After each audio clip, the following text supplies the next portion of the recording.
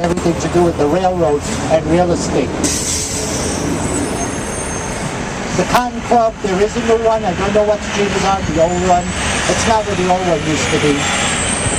Is anybody getting off? Silvio, I got only space downstairs. Is anybody's getting on? Okay, oh, we're going to bypass it. Look at the marquee, it tells you what's upcoming. And of course, garden stores.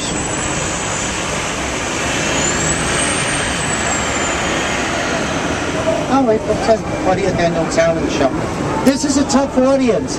If you can get through the Apollo, you're pretty much in, because they'll blow you right off stage. They're really tough. Ow! They have no mercy. The Hotel Teresa, they're no longer a hotel, is considered the Waldorf of Harlem. In 1856, Martin Luther King Jr. Was stabbed in this building.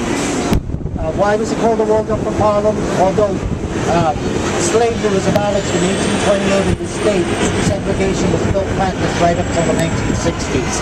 And many African Americans who performed in fine hotels could not stay there. So they would have to stay here and therefore perform in the Apollo. In 1962, another guest here is Fidel Castro. Why does he stay here? Well, he is traveling to the U.S. with chickens. And he was staying at the Waldorf Astoria, which doesn't allow him to have chickens. He said, I don't want to get rid of my chickens. They said, well, you gotta go. He came here. They allowed him to stay with his chickens here. Actual fact. This is also called African Square. It's called Dr. Martin Luther King Jr. Boulevard as well. And this tallest office building here in Harlem is named after civil rights leader Adam Clayton Powell. It's a long history on him and his father as well. So a couple of reasons why you want to come here. If you're more interested in the detailed history of the civil rights, or East African American history, or it's German Jewish history. There are walking tours. Gospel tours are very popular. And if you want to come on your own, there is a nightlife here, and of course loads and loads of shopping and loads of restaurants. Madam, I will let you know we haven't gotten there yet. I will let you know we're not there. The Jewish Museum and the Museum of the City of New York, we haven't gotten them to it yet. We haven't gotten there yet.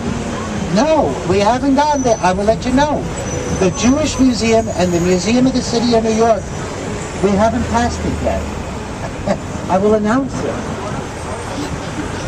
Asking me more than once is not going to make it come quicker.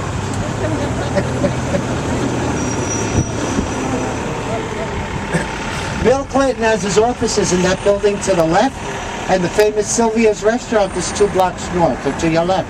Lennox Avenue is named, of course, for Malcolm X, who was killed at 135th Street, and the Abyssinian Baptist Church, very famous church, is further north. Yeah, lots of churches in this location. This is a very lovely area of Harlem. Of course, you see no high-rise buildings or low-income housing. 4 miles down, you see the Empire State Building.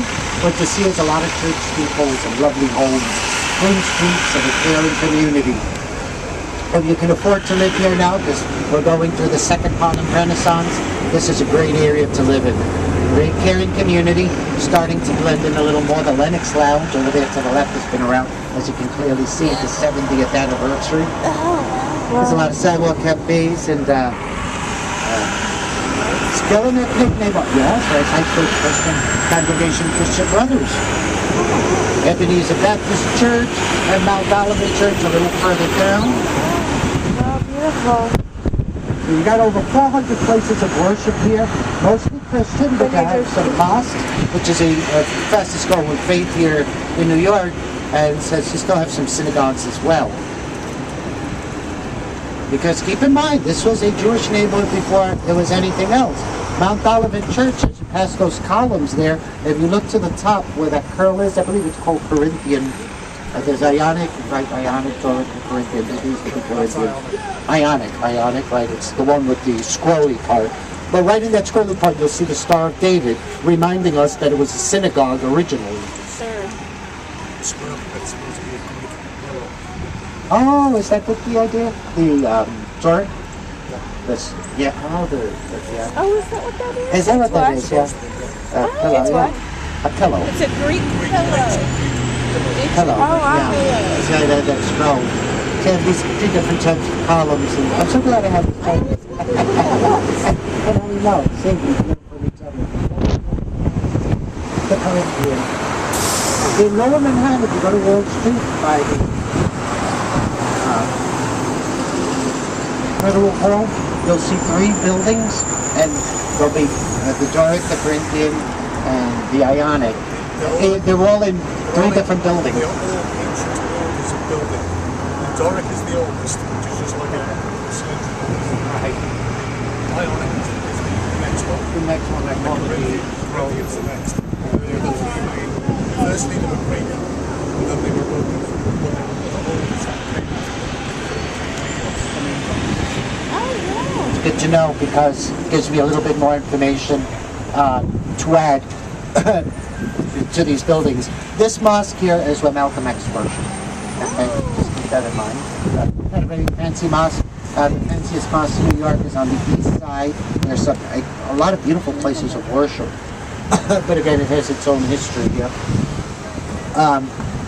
Now there is a stop here. I don't know if anybody wants to get off kind of right now, but the reason that you would get off here, besides the many churches, is because of an outdoor market here called the Harlem Mall, and they sell West African goods. It was opened up